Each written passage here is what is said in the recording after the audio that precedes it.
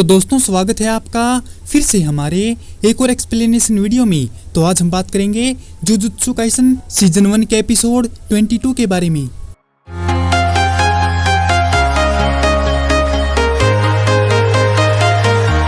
घर आकर जब उसे पता चलता है कि उसके अपार्टमेंट के ऑटो लॉक के दरवाजे खुले हैं तो ताइची बिल्डिंग मैनेजर से उसकी कंप्लेंट करता है। फोन पर गुस्से से कंप्लेंट करते टाइम ताइची अपने पीछे मंडराती शापित आत्मा को नोटिस करने में नाकाम रहता है। उसे बाय स्टेबिंग मार दिया जाता है और उसकी प्रोफाइल टोक्यो जुजुत्सु हाई में जोड़ दी जाती है। जुजुत्सु हाई के assistant manager Akari Nitta first year student Megumi Nobara और यूजी को उनके मिशन लोकेशन पर ले जाती है और उन्हें एक फॉर्मूले के बारे में समझाती है जो उन लोगों की मृत्यु को जोड़ता है। दरअसल उनकी मौत एक ही तरीके से हुई है। वो सब मरने से पहले अपने बिल्डिंग मैनेजर से एक ही कंप्लेंट करते थे कि उनके ऑटो लॉकिंग डोर अपने आप खुल जाते थे और उन सब की डेथ अलग अलग डेट और टाइम पर हुई है। उनको शक है कि कहीं ये काम किसी एक ही शापित आत्मा का तो नहीं है। उनकी जांच में सामने आया कि वो तीनों 2 साल तक एक ही मिडिल स्कूल में थे और उन तीनों का सामना एक ही कर्ज से हुआ है जो काफी टाइम बाद एक्टिव हुई है। वे सभी फ्यूनरल में पहुंचते हैं जहां वे उनके क्लासमेट से पूछताछ करने का प्लान बना रहे थे जो उन तीनों को जानते थे। अकारी को पता नहीं था कि वहाँ कोई फ्यूनरल होने वाला है। इसका मतलब है कि वह भी उन तीनों की तरह ही मर गया। वह अपने सामने के गेट पर ही मारा गया था जहाँ उसका दरवाजा नहीं खुल रहा था। वे Saitama Urami east junior high school की जांच करने के लिए निकल पड़ते हैं जहां नोबारा कुछ बदमाश गुंडों को स्मोकिंग करते हुए देखती है और कहती है कि उन्हें उनकी पिटाई करनी चाहिए और उनसे सवाल करने चाहिए। बदमाश लड़के उनके ग्रुप को देखते हैं और देखते ही सिर झुका लेते हैं। यूजी और नोबारा दोनों मुस्कुराते हैं और खुद के पॉपुलर होने के लिए खुद पर प्राउड करते हैं। असल में वो लड़के मेगुमी को सिर झुका रहे थे जिसे उन्होंने ग्रेजुएट होने के बाद से नहीं देखा है। यह सुनकर यूजी और नोबारा दोनों सदमे में रह जाते हैं जबकि मेगुमी दूसरी तरफ देखता रहता है और सिर्फ यह कहता है कि वह यहाँ मिडिल स्कूल में स्टूडेंट था। यूजी और नोबारा मेगुमी पर इस बारे में उन्हें न बताने के लिए इस पर भड़कते हैं जबकि नोबारा लड़कों से पूछती है कि मेगुमी ने Saitama Urami east junior high में अपने स्टूडेंट टाइम के दौरान क्या गुल खिलाए थे। स्कूल के एक फैकल्टी स्टाफ के मेंबर ताकेदा आते हैं और पूछते हैं कि स्कूल में अजनबी लोग क्यों हैं। और तुम कौन हो बुड्ढे? अकारी नित्ता आगे बढ़ती है और बताती है कि उनके पास वहां आने का परमिट है। ताकेदा मेगुमी को देखता है और मेगुमी उसे हेलो कहता है। चारों विक्टिम्स को ग्रेजुएट हुए 20 साल हो चुके हैं तो मेगुमी पूछता है कि क्या उनके बारे में कोई गलत अफवाह थी या फिर किसी गलत आदमियों के साथ उनके रिश्ते। पहले के बदमाश लड़के पूछते हैं कि क्या आप यासोहाची ब्रिज से बंजी जंपिंग वाले इंसिडेंट के बारे में बात कर रहे हो। यासोहाची ब्रिज सुसाइड्स के लिए पॉपुलर लोकेशन है और यह पैरानॉर्मल एक्टिविटीज के लिए एक हॉटस्पॉट रहा है। ताकेदा बताता है कि जूनियर हाई स्कूल के स्टूडेंट आधी रात को बंजी जंपिंग करके अपने आप को जाबाज साबित करना चाहते थे। बदमाश लड़कों का कहना है कि यह पुरानी बात है जिसे बच्चे अब नहीं करते लेकिन वे अभी भी अपने पेरेंट्स से उनकी कहानियां सुनते हैं। एक दिन 4 स्टूडेंट जो पिछली रात स्कूल नहीं आए या घर नहीं लौटे यासोहाची ब्रिज के नीचे बेहोश पाए गए थे। मेगुमी पहले भी वहां जा चुका है क्योंकि जुजुत्सु हाई अक्सर हॉन्टेड या पैरानॉर्मल एक्टिविटीज लोकेशन वाले हॉटस्पॉट पर नजर रखते हैं। ऐसा इसीलिए क्योंकि हो सकता है कि कोई भूत या शापित आत्माओं ने वहां अपना घर बना लिया हो। पिछली बार जब वह गया था तो उसे कुछ भी अजीब नहीं लगा था लेकिन नोबारा और अकारी बोले कि उन्हें वहां जाना चाहिए। उन सब के वहां से जाने से पहले ताकेदा मेगुमी से पूछता है कि सुमिकी कैसी है तो मेगुमी जवाब देता है कि वह ठीक है। तभी यूजी पूछता है कि ये सुमिकी कौन है। मेगुमी बताता है कि सुमिकी उसकी बड़ी बहन है जिस पर यूजी और नोबारा इस बात से नाराज होते हैं कि मेगुमी उनका इतना अच्छा दोस्त होकर भी उन्हें अपने बारे में कभी कुछ नहीं बताता। इस बीच महितो और गेटो हाल ही में उनके द्वारा चुराई गई नई शापित चीजों के बारे में एक दूसरे से मिलते हैं। Death painting worms 1 2 3। महितो पूछता है कि अगर ये चीज इतनी ही खतरनाक है तो जुजुत्सु हाई इनको डिस्ट्रॉय क्यों नहीं करता। तो गेटो बताता है कि ये शापित चीजें स्पेशल ग्रेड की होती हैं, इसीलिए वो इन्हें डिस्ट्रॉय नहीं कर सकते। वो इन्हें बस शापित सौदे की मदद से बेजान कर देते हैं ताकि किसी को नुकसान ना पहुंचे। महितो सुकुना की उंगलियों के बारे में पूछता है तो गेटो बताता है कि सुकुना की बात अलग है।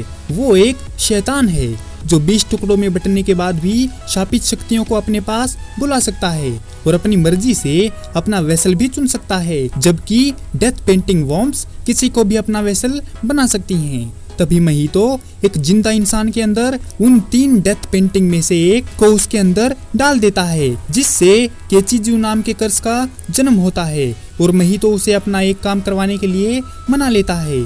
उसी समय मेगुमी यूजी नोबारा और नित्ता यासोहाची ब्रिज पर पहुंचते हैं। ब्रिज की जांच करने के बाद फर्स्ट ईयर स्टूडेंट्स को कर्स का कोई सुराग नहीं मिलता। तीनों अकारी से मिलते हैं और उसे सुराग न मिलने के बारे में बताते हैं।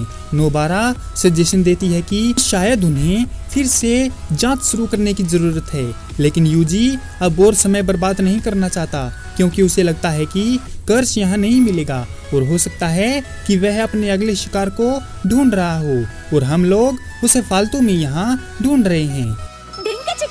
तभी अकारी बोली कि शायद हो सकता है कि वह शापित आत्मा ब्रिज से बंजी जंपिंग लगाने पर ही सामने आती हो, लेकिन यूजी ने बताया कि वह पहले ही ये आइडिया लगाकर देख चुका है। जांच में पहले से शामिल बदमाशों में से एक मेगुमी का जूनियर अपनी बाइक पर मेगुमी से बात करने आता है। साथ ही उसकी बड़ी बहन फुजीनुमा भी आती है जो मेगुमी की पुरानी क्लासमेट भी है।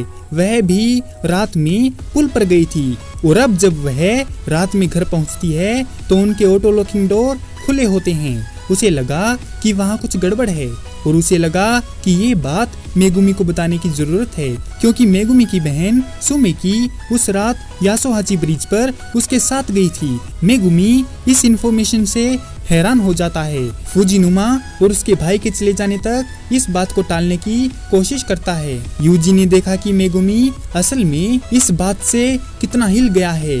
यूजी मेगुमी से उसकी बहन सुमिकी सेफ है या नहीं ये जानने के लिए कहता है।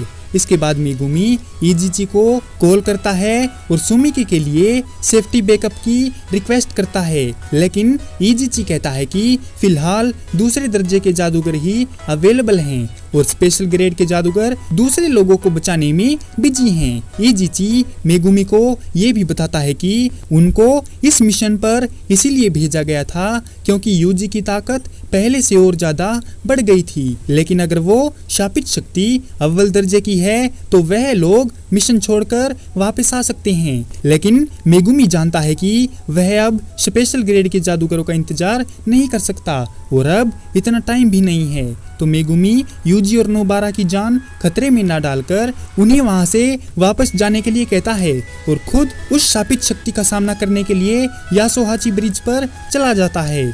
मेगुमी रात के टाइम अकेले ही उस हॉन्टेड यासोहाची ब्रिज पर जाता है। उसे याद आता है कि अकारी नित्ता ने कहा था कि वो लड़की फुजीनुमा जाबाजी दिखाने के लिए ब्रिज के ऊपर नहीं नीचे गई थी और वहाँ बंजी जंपिंग करने से कुछ भी नहीं होता। मेगुमी सोचता है कि वो शापित शक्ति वहाँ अपनी ही जादुई दुनिया बनाकर रहती है। कोई भी शापित शक्ति हमेशा के लिए जादुई दुनिया बनाकर नहीं रह सकती और उसकी दुनिया डोमेन डिटेंशन सेंटर की तरह ही अधूरी जादुई दुनिया होगी, यानी उसे अपने डिफेंस के लिए बैरियर बनाने की जरूरत नहीं है।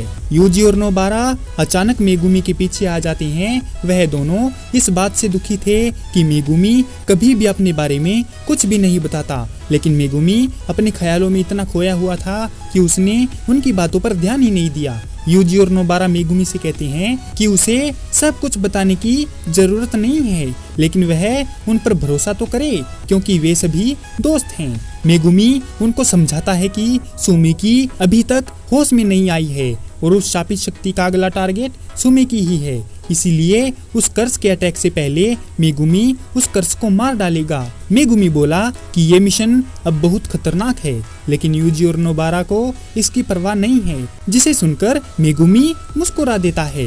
शापित शक्ति को खत्म करने के लिए उन्हें रात में ब्रिज के नीचे से और छोटी नदी के ऊपर से आगे बढ़ना होगा। जुजुत्सु जादूगरों के लिए नदी या बाउंड्री को पार करना मतलब जिंदगी के उस पार जाना होता है। ऐसा करते ही तीनों फर्स्ट ईयर स्टूडेंट शापित आत्मा के एरिया में पहुंच जाते हैं, जहां वे अंदर के मोल जैसी शापित आत्मा का सामना करते हैं। हालांकि कर्स वॉर्म से एक शापित आत्मा डेथ पिक्चर भी होता है। यूजी केचिजू का सामना करने के लिए आगे बढ़ता है, जबकि मेगुमी और नोबारा डोमेन में शाप से निपटते हैं। जुजु स्ट्रोल में हम देखते हैं कि मेगुमी, नोबारा और यूजी एक चोर को पकड़ते हैं जिसने एक महिला का पर्स चुराया था। थैंक यू के तौर पर महिला उन्हें अपने चाइनीज रेस्टोरेंट में स्पेशल मोमोज डिश खिलाती है। रेस्टोरेंट से बाहर निकलने के बाद मेगुमी कहता है कि वो मोमोज मीट फ्लेवर के बिना कुछ खास नहीं थे, जिस पर नोबारा भी एग्री होती है। लेकिन यूजी बोला कि तुम दोनों भुक्कड़ों को सिर्फ स्वाद की पड़ी है। उस महिला की दरियादिली नहीं देखी, लेकिन उसे मोमोज बनाना नहीं आता। यूजी आगे बोलता है कि मोमोज सच में एक वेजिटेरियन डिश होती है, मीट डिश नहीं होती। इसी के साथ यह एपिसोड यहीं पर खत्म हो जाता है। तो दोस्तों, कैसी लगी आपको जुजुत्सु काइसन सीजन 1 के एपिसोड 22 की ये एक्सप्लेनेशन वीडियो? अगर आपको यह वीडियो पसंद आई हो तो इसे लाइक और हमारे चैनल को सब्सक्राइब जरूर करें। आपका हमारी वीडियो देखने के लिए बहुत बहुत धन्यवाद और शुक्रिया।